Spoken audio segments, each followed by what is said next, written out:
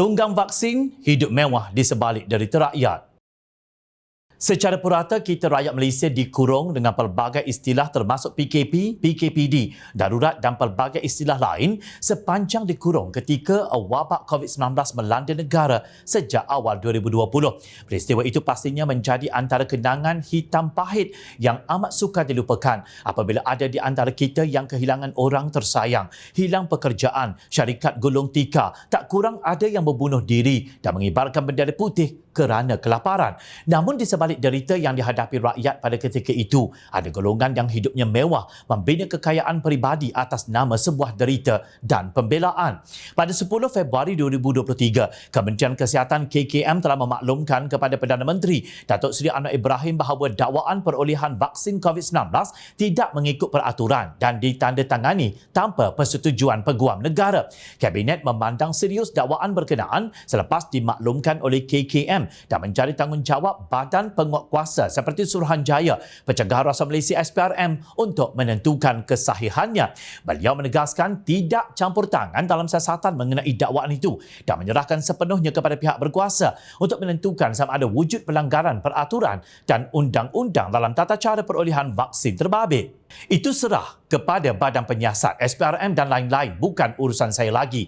Yang saya maklumkan itu hanya kenyataan yang disediakan oleh KKM dan Kabinet mengambil perhatian. Kemudian badan-badan siasatan harus siasat sama ada benar atau tidak dan sebagainya, kata Anwar kepada pemberita seperti dipetik media. Dia berkata demikian ketika diminta mengulas kenyataan bekas Menteri Kesihatan Khairi Jamaluddin yang menafikan dakwaan tersebut. Menurut Khairi, semua perolehan yang dibuat kerajaan ketika pentadbiran Perikatan Nasional PN dibentangkan kepada Kabinet sekaligus dimaklumkan kepada AGC. Sebelum ini, Datuk Dr. Marzuki Mohamad, bekas Ketua Setiausaha Sulit kepada bekas Perdana Menteri Tan Sri Mahyani Mat Yassin, turut menegaskan isu perolehan vaksin tidak perlu dipersoalkan lagi kerana ia sudah disiasat oleh Jawatan Kuasa Kira-kira Wang Negara PAC. Menurut Marzuki, laporan PAC setebal 521 muka surat yang ketika itu turut dianggotai pengerusi PAC daripada DAP Wong Kah Woh dan bekas Ahli Parlimen Perkhidmatan PAUH Nurul Izzah Anwar mengesahkan perolehan vaksin COVID-19 dibuat secara teratur. Apabila timbul isu ini, mulalah ada yang menggelupur tak tentu hala. Mungkin terkena batang hidung sendiri atau mungkin terpalit sama kerana mereka sebahagian daripada kerajaan ketika semua kebejatan ini berlaku di sebalik derita rakyat. Pada 18 Februari lalu, Ahli Jawatan Kuasa Kerja PAS Pusat Dr. Muhammad Mazari Yahya dalam satu kenyataan di Harakah Daily mengatakan bahawa Anwar telah mengulangi skrip yang sama seperti isu bayangkan PN dapat dana judi dan Mahyadin selewing 600 bilion ringgit. Beliau menuduh Anwar membuat tuduhan sembrono kononnya untuk memburukkan imej Perikatan Nasional namun gagal dibuktikan. Inikah level Perdana Menteri ke-10? Ada baiknya Perdana Menteri ke-10 beri fokus untuk bantu rakyat. Fikirkan solusi bagi masalah negara, bukan buat kerja bina persepsi begini. Memalukan, katanya, yang tiba-tiba terasa bahang kepanasannya. Baiklah, kertas putih perolehan vaksin COVID-19 dijangka dibentangkan di Parlimen pada Jun ini. Menteri Kesihatan Dr. Zaliha Mustafa berkata tempoh yang disasarkan itu disifatkan sesuai kerana pihaknya perlu terlebih dahulu meneliti laporan Jawatan Kuasa Kira-kira Wang Negara PAC mengenai perolehan vaksin setebal 521 muka surat itu. Selain itu, katanya Kementerian Kesihatan KKM juga perlu mengambil kira beberapa kebimbangan yang diutarakan Jemaah Menteri mengenai hal itu. Kita sudah tubuhkan pasukan untuk meneliti dan melihat perbandingan dengan laporan PAC yang mengutarakan tentang perolehan vaksin COVID-19. Tetapi Kabinet ada beberapa kebimbangan yang kena jawab. Perkara ini sudah dimaklumkan kepada pasukan yang akan draft kertas putih ini. InsyaAllah saya memang tengah push atau mempercepatkannya.